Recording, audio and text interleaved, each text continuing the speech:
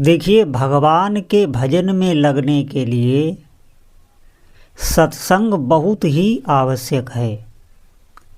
ध्यान दें इस बात पर। सत्संग से ही मन भजन में लगता है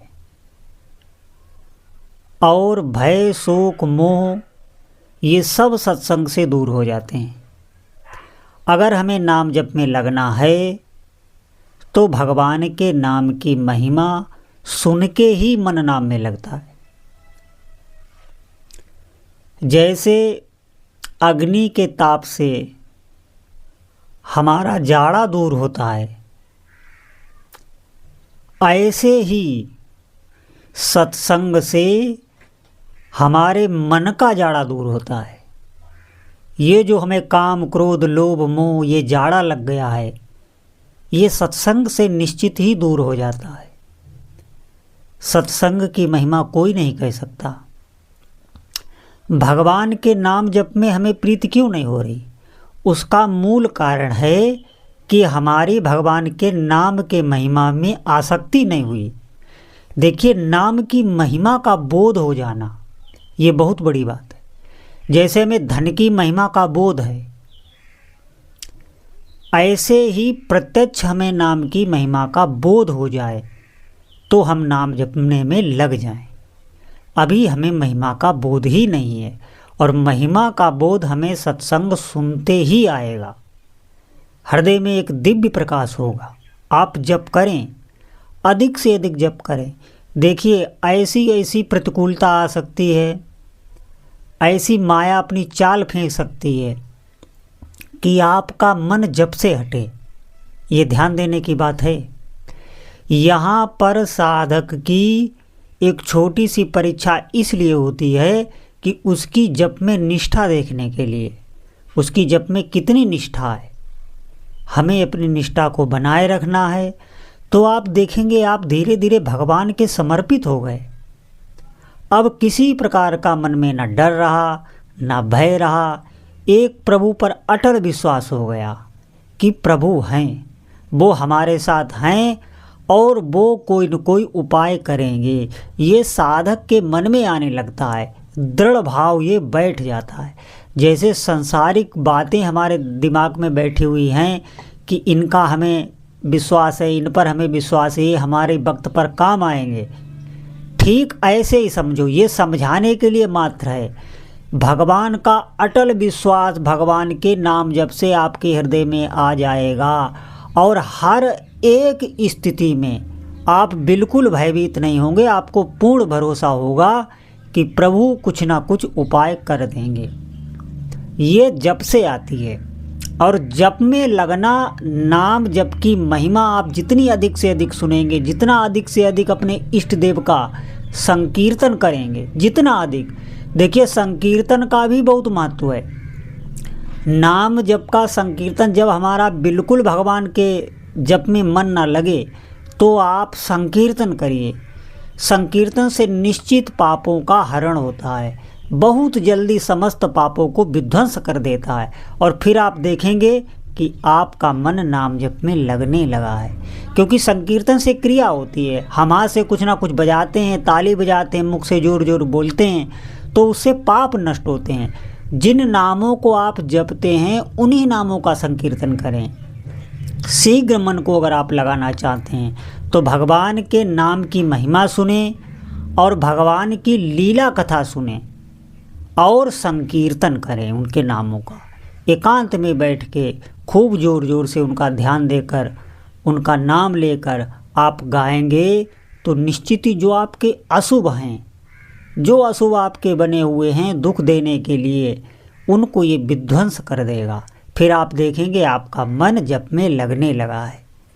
तो सभी साधक सावधान, अधिक से अधिक सत्संग सुने। मोह का नाश सत्संग से ही होता है, नहीं तो मोह का नाश नहीं हो सकता। इस देह इंद्रिय में मन जकड़ा रहेगा, आप निश्चित मानिए। सत्संग से ही ज्ञान होता है, और सत्संग का फल होता है भजन में लग जाना। सत्संग का फल ये नहीं होता है कि हम रोज़ का रोज़ सत्संग सुन रहे हैं और भजन साधन कुछ नहीं कर रहे। फिर आप देखेंगे थोड़े दिन में आप सत्संग सुनना भी बंद कर देंगे। सत्संग का फल होता है भजन में लगना, अधिक से अधिक भजन में लग जाना। तो सभी साधक जितने ध्यान दे रहे हैं, अधिक से अधिक सत्संग सुने, बार बार सत्संग सुने। और अगर नाम में मन ना लगे तो सत्संग सुनते हुए भी नाम जप कर सकते हैं। आप देखेंगे कभी कभी ऐसी अवस्था होती है कि बहुत सात्विक भाव मन में होते हैं तो नाम अच्छा चलता है, कभी कभी लगाने पर भी नाम जप नहीं होता, बिल्कुल नहीं होता। और कभी कभी तो ऐसा मन भयभीत कर देता है कि बिल्कुल ना सत्संग में मन लगे, ना नाम जप में मन लगे, विषयों का चिंतन अपने आप हो रहा है। ऐसी स्थिति में आप सत्संग सुनते हुए नाम जप करें तो आप देखेंगे आपका मन शांत होने लगा है, आप धैर्य को प्राप्त हो रहे हैं। और नहीं तो और अधिक अगर समस्या है तो बैठ के नाम संकीर्तन करने लग जाओ, शीघ्र ही लाभ होगा। किसी न किसी युक्ति से हमें भजन करना चाहिए, भगवान का नाम जप करना चाहिए। भले ही आज हमें नाम में सुख नहीं मिल रहा है, आप ध्यान दें, लेकिन आप देखेंगे कि आपका मन लगने लगा है, धीरे धीरे ये लगने लग जाएगा। हमें वर्तमान समय की चिंता नहीं करनी, भजन करना बहुत ही कठिन है, ये बात आप समझें। ये उतना सरल नहीं है, क्योंकि इससे सभी कार्य होने हैं और सबको पता है भगवान का नाम जप, लेकिन कर नहीं सकता। बहुत सौभाग्यशाली वो भक्त हैं, वो जगह वो स्थान ही तीर्थ हो जाता है जहाँ भगवान के नाम का जप किया जाता है। आप समझें इस बात को, वो भूमि पवित्र हो जाती है जहाँ अधिक से अधिक भगवान का जप होता है। हमें जप में लगना है, चाहे जो भी हो, चाहे जैसी भी परिस्थिति हो, मन लगे या ना लगे, हमें अधिक से अधिक जप का अभ्यास करना है। ये मन लगने लग जाएगा।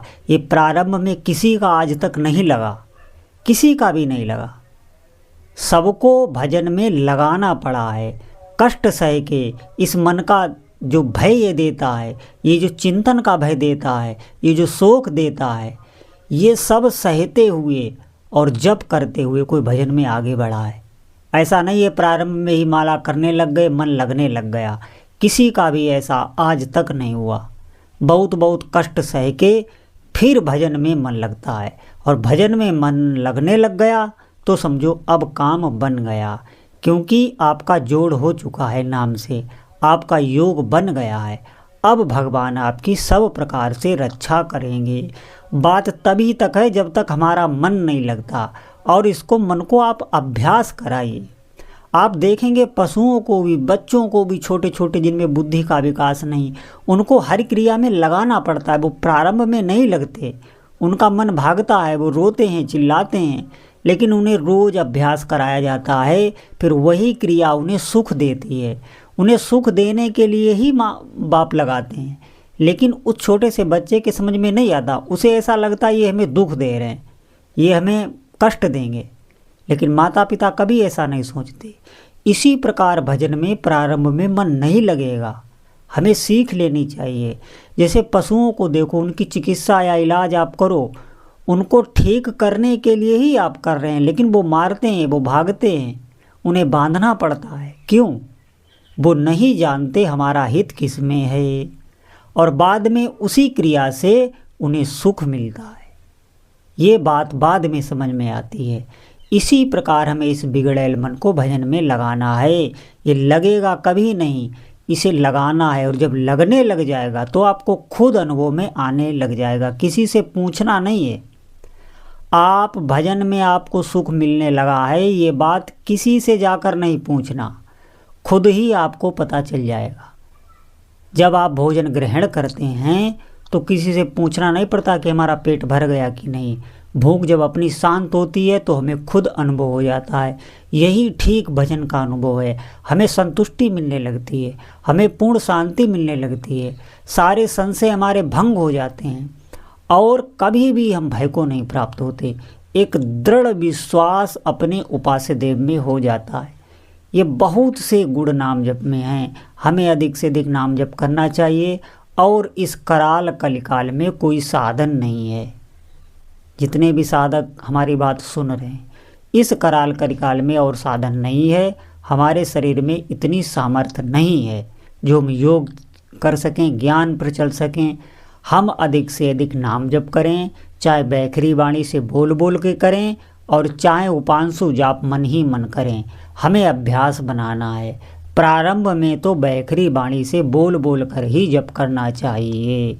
तो जितने भी साधक हैं वो अधिक से अधिक भगवान के नाम का जप करें। बोलो जय जय श्री सीताराम।